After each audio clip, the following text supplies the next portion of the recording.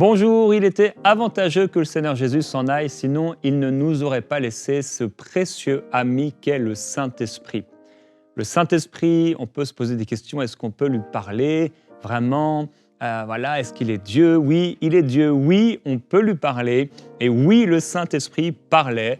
Non seulement il parlait, par exemple, dans Acte 13, où le Saint-Esprit va dire « Mettez-moi à part Paul et Barnabas ». Alors, le Saint-Esprit, vous pouvez parler ainsi de manière prophétique, mais aussi le Saint-Esprit peut nous parler individuellement. Et je veux t'encourager, même après cette émission aujourd'hui ou dans les prochains jours, à prendre un temps simplement et à demander au Saint-Esprit, « Saint-Esprit, est-ce que tu veux me dire quelque chose? Est-ce que ça fait un moment, peut-être que tu veux me dire quelque chose et que je n'entends pas parce que je suis dans ma routine ou je suis très pressé. Saint-Esprit, qu'est-ce que tu veux me dire? Donne-moi une révélation. Donne-moi une instruction. Donne-moi une connaissance. Donne-moi une sagesse. Donne-moi une révélation. » Aujourd'hui, ça va être notre dernière journée de ces trois séries. Troisième édition de cette série « J'ouvre ma Bible, Seigneur, inspire-moi ». Et vous voyez déjà le titre qui est affiché ici. Moi, je ne le vois pas encore puisqu'il est ajouté en post-prod, puisque pendant ces séries, je ne sais pas encore de quoi on va parler. Et on va découvrir ensemble à nouveau un chapitre. Et sur ce chapitre, on va en retirer des leçons parce que toute écriture est utile. Toute écriture est inspirée de Dieu. Et toute écriture est utile pour enseigner, pour convaincre, pour redresser, pour éduquer dans la justice, afin que l'homme et aussi bien sûr la femme de Dieu soient préparés, adaptés pour toute œuvre bonne. C'est la volonté de Dieu pour nous. Je veux lire un témoignage avant cela. Un témoignage de Marion de France qui dit « Pendant des années, j'ai repoussé l'écriture de mon témoignage. J'ai grandi dans la religion catholique, mais ma véritable rencontre avec Jésus a eu lieu lors de visites à l'église évangélique que fréquentait ma tante. Plus tard, après des expériences douloureuses dans mes anciennes relations, j'ai fait une prière désespérée demandant à Dieu de m'envoyer une personne qui me respecterait et marcherait avec lui. En 2015, après des hauts et des bas, j'ai rencontré cette personne au travail, concrétisant ainsi ma prière. Notre relation a prospéré malgré les défis et après une période difficile de séparation, nous sommes finalement revenus l'un vers l'autre. En novembre 2020, une expérience spirituelle intense m'a conduite à Jésus, transformant ma vie par le biais d'une vidéo de prière inspirée du pasteur Jérémy Sondril. J'ai alors abandonné mes anciens comportements autodestructeurs, j'ai trouvé la paix intérieure et ma relation avec mon conjoint a évolué positivement. En janvier 2021, j'ai réussi mon permis de conduire. Le même mois, nous nous sommes fiancés. Et en 2021, le 10 juillet, je me suis marié avec Thomas, pour qui j'avais crié à Dieu lors de ma prière de désespoir. Le 31 décembre 2021, lors de la nuit de la traversée pour 2022 sur le live de MCI, j'ai prophétisé la conception naturelle malgré les pronostics médicaux. Et en septembre 2022, notre fille Eden est née, un véritable miracle. Joli prénom. Merci pour votre impact dans ma vie. Soyez bénis au nom puissant de Jésus-Christ. Alors, c'est un témoignage en quelques lignes de l'œuvre de Dieu dans la vie d'une personne. Et c'est beau de voir que ça touche plusieurs aspects. D'abord, bien sûr, la rencontre avec le Seigneur Jésus-Christ. Et on est reconnaissant de ce que les émissions ont pu amener une expérience spirituelle intense et l'abandon de certains comportements, la découverte de la paix intérieure et également voir la main du Seigneur avec toute cette expérience de Dieu maintenant qui se manifeste pour le permis de conduire, pour les fiançailles, qui amène au mariage, qui amène à une grossesse et à un véritable miracle, donc un bébé. Et on est reconnaissant à Dieu de tout ce qu'il fait. Plusieurs d'entre vous, ça fait des années que vous suivez Prière Inspirée et vous avez vu le Seigneur agir et opérer dans vos vies de manière particulière et diverse. Et on est tellement heureux et bénis de pouvoir vous servir. Nous servons Dieu et nous vous servons. Et en vous servant, nous croyons que Dieu est fidèle à sa parole et on est reconnaissant pour tous les fruits, toutes les bénédictions qui sont apportées au fur et à mesure de votre vie avec le Seigneur. Quelle grâce de pouvoir servir Dieu. Alors sans plus attendre, il y a une capsule qui a été enregistrée il y a quelques jours d'une personne de l'équipe qui va donc ouvrir la Bible au hasard et qui va nous donner le chapitre sur lequel on va pouvoir retirer une leçon.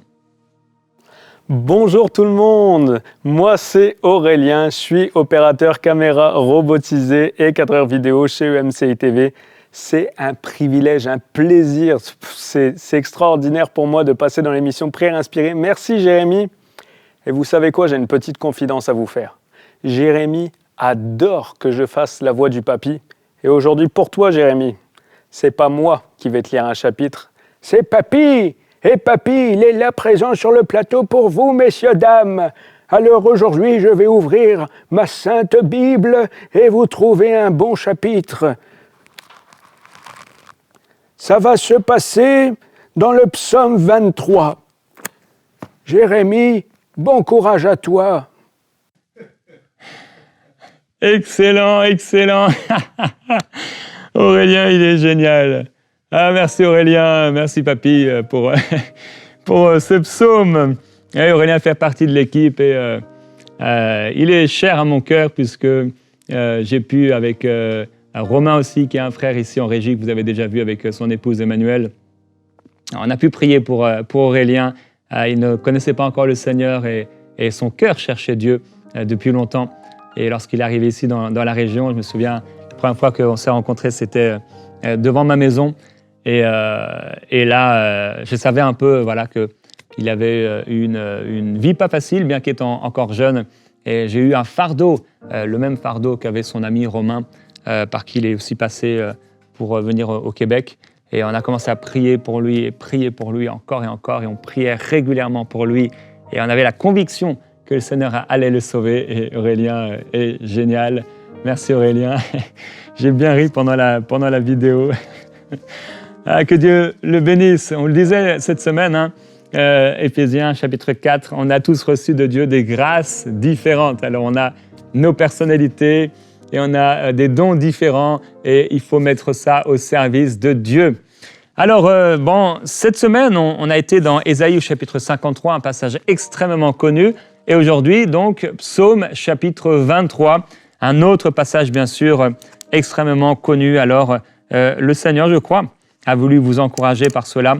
Donc lundi, on était dans Éphésiens au chapitre 4, mardi dans Daniel au chapitre 1, mercredi dans Ésaïe au chapitre 53, hier donc jeudi dans Job au chapitre 32 et aujourd'hui vendredi dans Psaume au chapitre 23. C'est bien pour terminer la semaine. Et vous voyez, quand on ouvre la Bible comme cela, on peut découvrir des passages différents les uns et les autres. Donc, j'encourage toujours, comme je l'ai dit la semaine dernière, à avoir une lecture suivie dans la parole, donc de Genèse à Apocalypse. Par exemple, j'ai terminé dernièrement le Nouveau Testament et j'ai eu à cœur de reprendre, moi, à partir de Matthieu. Je voulais relire les évangiles et relire les paroles de Jésus. Donc, je n'ai pas été à la Genèse, mais j'ai recommencé par le Nouveau Testament. Mais d'une manière générale, je vous encourage à pouvoir lire de Genèse à Apocalypse la Bible. Et au-delà de votre lecture quotidienne, oui, parfois on peut un peu survoler, on peut feuilleter un peu et regarder un passage pour découvrir peut-être un passage qu'on n'a pas lu depuis longtemps. Puisque si vous lisez la Bible en un an, eh bien, le passage que vous relisez dans un an, vous ne l'avez pas lu depuis un an. Donc c'est bon parfois d'aller ici et là dans la parole de Dieu, pas de manière magique, même si parfois Dieu peut utiliser cela, mais de pouvoir découvrir donc, des choses que le Seigneur voudrait vous dire. Donc Psaume chapitre 23, alors celui-ci, on va le lire en entier. Il n'est pas très long et il est édifiant. Psaume chapitre 23. On va le lire ensemble. Et si vous avez votre Bible, vous pouvez le lire avec moi. « L'Éternel est mon berger. Je ne manquerai de rien. Il me fait reposer dans de verts pâturages. Il me dirige près des eaux paisibles. Il restaure mon âme. » On va s'arrêter là, déjà. L'Éternel est mon berger, je ne manquerai de rien. Il me fait reposer dans de verts pâturages. Il me dirige près des eaux paisibles. Il restaure mon âme. La première leçon, ce sont mes crayons, qu'on peut retirer aujourd'hui de ce psaume et de ce début de psaume chapitre 23. Psaume 23. J'ai envie de résumer cela ainsi. c'est que Dieu est bon pour toi. Dieu est bon pour toi. Notre Dieu est bon. Il est un berger. Et il nous promet qu'on ne manquera de rien. Jésus l'a répété ainsi dans Matthieu chapitre 6 par exemple, et il dit « Ne vous inquiétez pas de ce que vous mangerez, de ce dont vous serez vêtus, etc. » Il dit cela, ce sont les païens qui le recherchent. Et la bonne nouvelle, c'est que notre Père Céleste sait de quoi nous avons besoin. Je veux dire à quelqu'un aujourd'hui, rappeler à quelqu'un aujourd'hui que Dieu est bon. Il est ton berger. Il prend soin de toi, il prendra soin de toi et tu n'auras à manquer de rien. Alors quand on rencontre le Seigneur Jésus et qu'on le découvre pour la première fois, il y a une telle bénédiction dans notre cœur, il y a un tel changement dans notre vie. Je partageais l'expérience de salut d'Aurélien qui a parlé dans cette vidéo. Et voir Aurélien recevoir le Seigneur Jésus-Christ, c'est une telle joie que de voir une âme. Mon frère, ma sœur, ne serait-ce qu'une âme. Tu vois une âme être sauvée et tu vois le Seigneur transformer la vie de cette âme qui en fait et qui est la brebis du Seigneur. La brebis du Seigneur. Et quand Aurélien, on était en train de prier pour lui, pendant cette saison, il avait un appartement qu'il louait et c'était juste en face d'une montagne, une petite montagne. Et j'ai pu utiliser parfois cette image de la montagne dans sa vie pour nous montrer que Dieu l'avait placé là. D'où me viendra le secours? Le secours me vient de l'Éternel, qui a créé les cieux et la terre. Et cette montagne était là devant lui comme un temps particulier avec Dieu, où il devait rencontrer son Sauveur, rencontrer son berger. Mon frère, ma sœur, quelle grâce de rencontrer le berger. Quelle vie transformée lorsqu'on rencontre le berger. On a lu hier dans Ésaïe 53, avant-hier, Ésaïe 53, que on était comme des brebis, chacun allant dans sa propre voie. On était perdus. Perdus. Chacun suivait sa propre voie. On était des brebis perdues. Dans Matthieu 9, 36, je crois, il est écrit que, voyant la foule, Jésus fut ému de compassion parce qu'elles étaient comme des brebis sans berger. C'est cela. Mais aujourd'hui, la bonne nouvelle, c'est que tu n'es plus seul. Tu n'es plus seul. Tu n'es plus orphelin. Tu n'es plus orpheline. Tu as un père. Tu as un berger. Tu as un berger. Et quand il a plu à Dieu de révéler en Aurélien son fils Jésus-Christ, et qu'il a rejeté son orgueil, et qu'il a accepté de s'humilier et de se soumettre à Dieu, et que la vie de Dieu est entrée dans son cœur, il a été libéré. Il a été restauré. Les larmes, la tristesse ont été changées en joie. Et je prie maintenant, alors que vous m'écoutez, vous qui êtes de sa famille, la même joie qu'Aurélien a vécue, la même joie que votre fils, votre frère a vécue. Cette même joie est pour vous aujourd'hui en Jésus-Christ. Et si vous placez votre confiance en Jésus-Christ, il va vous transformer, il va vous sauver et il va mettre dans votre cœur une paix complète et surnaturelle. Et alors que vous m'entendez, vous, qui n'êtes pas sauvés, qui n'avez pas encore Jésus-Christ dans votre cœur, Jésus n'est pas encore votre berger.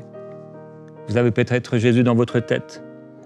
Vous avez peut-être Jésus autour de votre cou. Vous avez peut-être Jésus quand vous allez à l'église, mais il n'est pas dans votre cœur et vous ne lui appartenez pas. Jésus veut vous sauver. Jésus veut vous pardonner. Jésus a payé le prix pour pardonner vos péchés et devenir votre maître et votre Seigneur, votre berger qui conduit votre vie. Et vous pouvez faire appel à lui.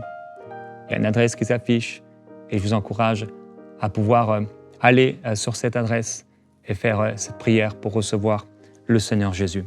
Alors, il est un berger. Et là où il nous conduit, c'est bon. Là où il nous conduit, on ne manque de rien. Là où il nous conduit, il y a du repos. Là où il nous conduit, ce sont des eaux paisibles. Et là où il nous conduit, il y a une restauration de notre âme. Dans le monde, on a été blessé. Dans le monde, il y a eu des souffrances. Dans le monde, on a souffert. Notre âme, nos émotions, notre intelligence, tout ça, on a souffert. Mais en Jésus, quand on suit le bon berger, et quand on commence à boire cette eau paisible, quand on commence à manger dans ces verts pâturages, qui est sa présence, sa parole, et que tout à coup on est rassuré, tout à coup on est tranquillisé, tout à coup il n'y a plus de peur, il n'y a plus de crainte, parce que le berger est là. Alors notre âme est restaurée.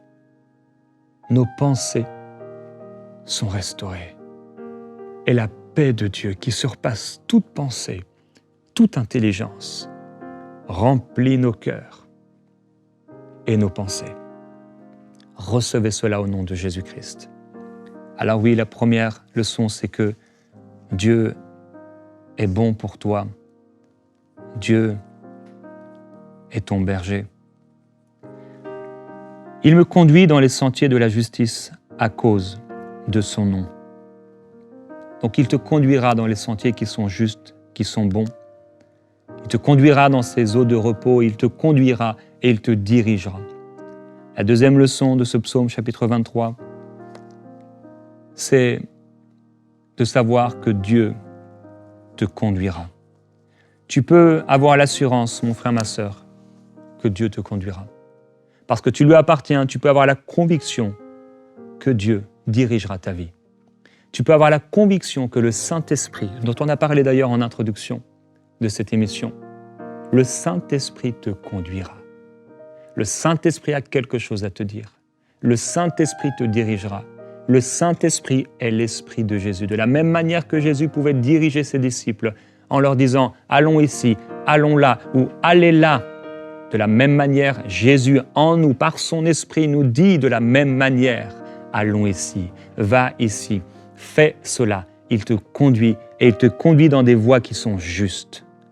Pas dans le mensonge, pas dans l'erreur, mais dans la vérité.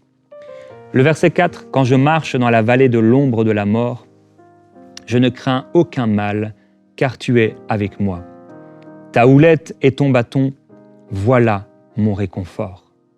Tu dresses devant moi une table en face de mes adversaires. » Alors, une autre leçon aujourd'hui, c'est que si nous traversons la vallée de l'ombre de la mort,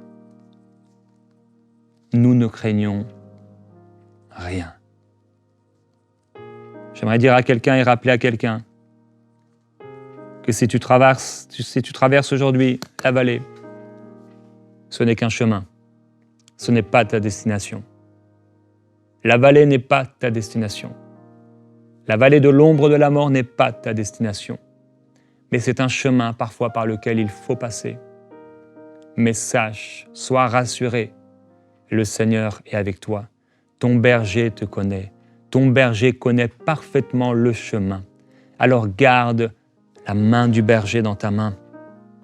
Essuie sa houlette et son bâton, qui sont pour toi un réconfort. Je ne crains aucun mal, car tu es avec moi. Quelqu'un doit dire aujourd'hui, dans ce temps, alors que nous lisons, méditons sur le psaume 23, je ne crains aucun mal, car Dieu est avec moi. Quelqu'un doit le déclarer, quelqu'un doit le crier dans sa maison. Je ne crains aucun mal, car Dieu est avec moi. Quelqu'un doit l'exprimer de tout son cœur. Je ne crains aucun mal, car Dieu est avec moi. Je ne crains aucun mal, car tu es avec moi. Alors oui, mon frère, ma sœur, n'aie pas peur. Ne crains pas. Peut-être il y a une odeur de mort Peut-être il y a une odeur de soufre. Peut-être il y a une odeur de faim. Peut-être il y a une odeur de défaite. Une odeur de non-exaucement. C'est un passage. C'est juste un passage. C'est juste une traversée. Si je traverse l'ombre de la vallée de la mort, je ne crains rien. Pourquoi? Parce qu'au bout de cette vallée, le Seigneur va dresser devant toi une table. Il dit, tu dresses devant moi une table en face de mes adversaires. Et que se passe-t-il? Est-ce qu'il dresse une table devant toi pour que tes adversaires te mangent en sacrifice sur cette table? Non. Il dit, là, tu oins d'huile ma tête et ma coupe déborde. Oui, le bonheur et la grâce m'accompagneront tous les jours de ma vie et je reviendrai dans la maison de l'Éternel pour la durée de mes jours. Une autre leçon aujourd'hui, un autre rappel, c'est que Dieu te fera toujours triompher par sa droite puissante en Jésus-Christ. En Jésus-Christ, le Seigneur te fera toujours triompher. Et une autre leçon, c'est que Dieu t'accordera. Et Dieu t'accorde aujourd'hui le bonheur et la grâce tous les jours de ta vie, y compris dans la vallée. Alors, ce bonheur et cette grâce, elle est là aussi pour les jours de vallée. Elle est là aussi pour les jours difficiles. Ce bonheur et cette grâce, ce n'est pas une utopie. Ce n'est pas quelque chose qu'on peut vivre seulement quand on est sorti de la traversée. Ce n'est pas quelque chose qu'on vit seulement lorsque les épreuves sont terminées. Mais cette grâce et ce bonheur, c'est pour toi aujourd'hui. Dès aujourd'hui, dans cette vallée, c'est pour toi. Dès aujourd'hui, c'est pour toi. Seigneur, nous voulons te remercier ensemble. Prions ensemble, frères et sœurs. Et remercie le Seigneur là où tu es, parce qu'il est bon pour toi. Dis-lui merci parce que c'est ton berger.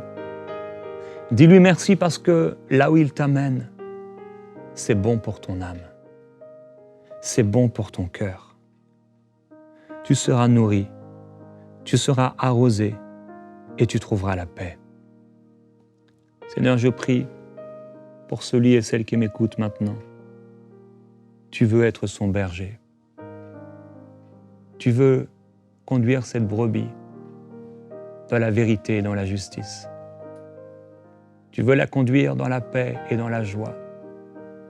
Tu veux lui donner le bonheur et la grâce. Tu veux lui donner une paix surnaturelle. Et je prie pour ces brebis, Seigneur. Merci pour le vert pâturage. Merci parce que là, il ne manque rien. Mais tu pourvois à tout. Il y a tout en toi. Nous avons tout pleinement en Jésus-Christ. Nous avons tout en toi. Et tu es notre berger. Je te fais confiance. Mon frère, ma sœur, est-ce que tu fais vraiment confiance à Dieu? Dans ce temps de prière, replace ta confiance en Dieu. Est-ce que vraiment tu lui fais confiance? Quand tu es en train de traverser l'ombre de la vallée de la mort, ou est-ce que tu as perdu ta confiance en Dieu à cause de l'épreuve? Fais confiance encore en ton berger. Il prend soin de toi. Et déclare avec moi, l'Éternel est mon berger. Je ne manquerai de rien. Il me conduit dans de verts pâturages. Tu prends soin de moi, Seigneur. Tu es mon berger. Tu prends soin de moi. Tu prends soin de mon cœur. Tu prends soin de ma vie. Oui, quand je traverse l'ombre de la vallée de la mort, je n'ai rien à craindre, car tu es avec moi. Je ne suis pas seul. Ton bâton est là, ta houlette pour me conduire, et ton bâton pour éloigner l'ennemi. Merci d'être mon berger. Merci d'être présent dans ma vie. Merci de prendre soin de mon âme. Merci de prendre soin de mon cœur. Merci pour ces eaux qui désaltèrent. Merci pour cette nourriture, grâce, qui nourrit vraiment. Nous t'aimons, Seigneur, et nous t'adorons. Merci parce que tu me conduiras. Nous avons dit, Dieu te conduira. Crois que Dieu te conduira. Dis au Seigneur, Seigneur, merci parce que tu me conduis. J'ai confiance en toi. J'ai confiance en mon berger. J'ai confiance dans le Saint-Esprit. Saint-Esprit, parle-moi. Saint-Esprit, conduis-moi encore.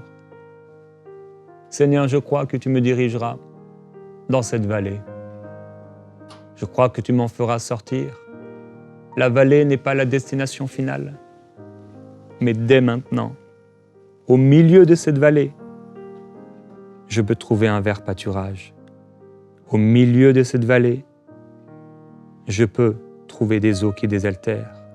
Au milieu de cette vallée, je peux recevoir et vivre, demeurer dans la paix. Au milieu de cette vallée, je peux vivre le bonheur et la grâce.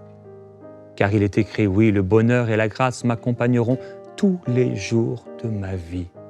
Au milieu de la vallée, de l'ombre de la mort, je serai heureux. Au milieu de la vallée de l'ombre de la mort, la grâce du Seigneur sera dans ma vie et me portera, me comblera, me dirigera. Rien ne pourra voler ma joie. Rien ne pourra voler ma paix. Rien ne pourra voler mon bonheur. Rien ne pourra voler ma joie. Rien ne pourra voler la joie de mon salut. Rien ne pourra voler la paix avec Dieu, dans mon cœur, dans ma vie. Rien ne pourra voler la joie et le bonheur de connaître Jésus-Christ. Rien ne pourra voler le bonheur et la joie d'avoir été sauvé. Rien ne pourra voler la joie et le bonheur de savoir que mon nom est écrit dans le livre de vie et de l'agneau. Rien ne pourra m'enlever le bonheur d'appartenir à Jésus-Christ et de savoir qu'une place a été préparée pour moi dans les cieux par mon Sauveur. Tu me conduiras jusqu'à la fin, tu me conduiras. Si nous traversons la vallée de l'ombre de la mort, oui, nous ne craignons rien. Dieu te fera toujours triompher en Jésus-Christ de toutes choses. Par sa droite puissante, Dieu te fait triompher. Dieu t'accordera le bonheur et la grâce tous les jours de ta vie, y compris dans la vallée. Alors Seigneur, merci, parce que tu fais triompher quelqu'un encore aujourd'hui, par la puissance de ton bras en Jésus-Christ. Aucune tribulation, aucun ténèbre ne peut nous amener en arrière. Mais jusqu'à la fin, par ta grâce, tu nous feras tenir debout. Seigneur Jésus, merci pour le bonheur et la grâce qui nous accompagneront. Merci parce que devant nos ennemis, tu dresses une table de victoire, de triomphe en ma faveur. Et tu leur montres que tu m'as choisi. Tu oins d'huile ma tête et ma coupe déborde. Je déclare dans la vie de quelqu'un aujourd'hui la bénédiction et la grâce de Dieu. Je déclare dans la vie de quelqu'un aujourd'hui la joie et le bonheur. Je déclare dans la vie de quelqu'un aujourd'hui la paix et la sécurité. Je déclare dans la vie de quelqu'un la victoire du Seigneur Jésus-Christ. Le tout est accompli. Je déclare dans la vie de quelqu'un la réussite, le succès, la présence de Jésus. Je déclare dans la vie de quelqu'un la présence et la conduite du bon berger, l'assistance de l'Esprit de Jésus-Christ. Je déclare dans la vie de quelqu'un que ce quelqu'un revient dans la maison de Dieu et que là, oint par le Seigneur, justifié par Jésus-Christ, il connaît le bonheur et la grâce. La finalité n'est pas la vallée de l'ombre ou la vallée de la mort, mais la finalité, c'est la présence de Dieu dans sa maison. Que Dieu te bénisse en Jésus-Christ. Passe un excellent week-end dans la présence du Seigneur et remédite cette vérité que Dieu est bon et qu'il est ton berger. Amen.